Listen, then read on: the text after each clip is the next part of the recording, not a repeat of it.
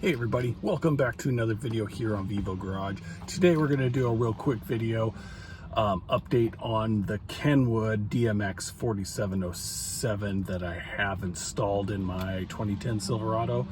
We're going to do a firmware update on it, and I've done one of these before and it fixed the issue I had the last time, but now it's coming up again, which is kind of frustrating, and I'm not sure what the root cause of it is, but it won't keep the date and time that I program into it. It goes back to January 1st, 1970, and it sets the clock at 12 a.m.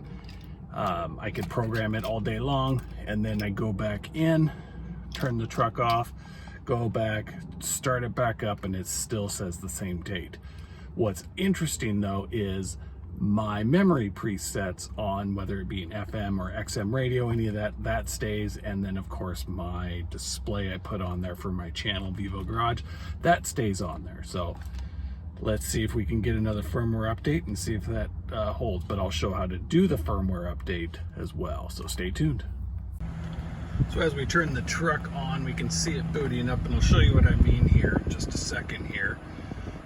So we get that going, but you can see 12 a.m. and if I was to click on home, January 1st, 1970, 12 a.m. So we'll turn this down, and as we hit menu, click on the gear, and we're already not doing well. Let me figure this out. So a little different here, what's going on. I was following the instructions that say to hit menu, then the gear cog, special, all that, but it wasn't working. So what I did was found out that your USB stick has to be formatted a certain way. It has to be on FAT32. Mine was formatted completely different, so I got that corrected. As you can see, I got it plugged in here, but now it's asking me, you know, there's an update on the USB drive ready to begin. So I'm just gonna hit yes. And it says to do ARM updates first, and then on the next one, do an MCU update. So I'm gonna press ARM. And it says that the screen will go black. This can take up to 2 minutes. So I will go ahead and stop the video, and once it comes back, we'll show you what's next. Okay, I thought this was important to watch here. So it's doing its updating here. Do not turn off the power, which we're not going to do. So we'll, looks like we're making a little progress here. So, okay, and it looks like we're gonna reboot maybe. Hopefully. Yep, looks like we're rebooting. So this would have been the ARM update, and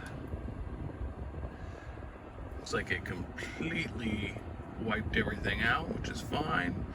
So we're going to hit yes again on our update, and this time we're doing MCU update. This one here says it takes a little longer, so I'm just going to stop the video. No, maybe not. We can just always fast forward it here. Yes, I use my iPhone to film everything.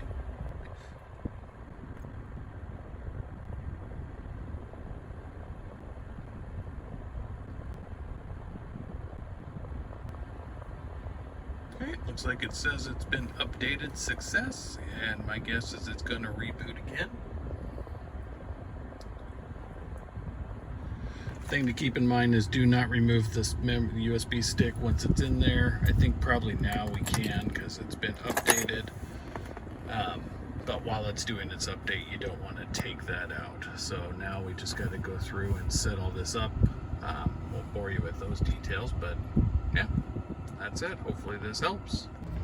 So one more thing to note on this, at the time of the recording here, we are at the beginning of October of 2022. This update was dated in March of 2022. So there hasn't been any new updates on this model since then, and who knows if they'll release anything going forth, but looks like I'm in demo mode. It just a, you know, updating would be pretty much the same process. So I'm gonna wrap this video up here now. Hopefully this helps you on getting these flashings, the firmware flashed on these things. It's a little nerve-wracking to do, but just kind of showing how it's done. Hopefully that helps you. And until next time, thanks, bye.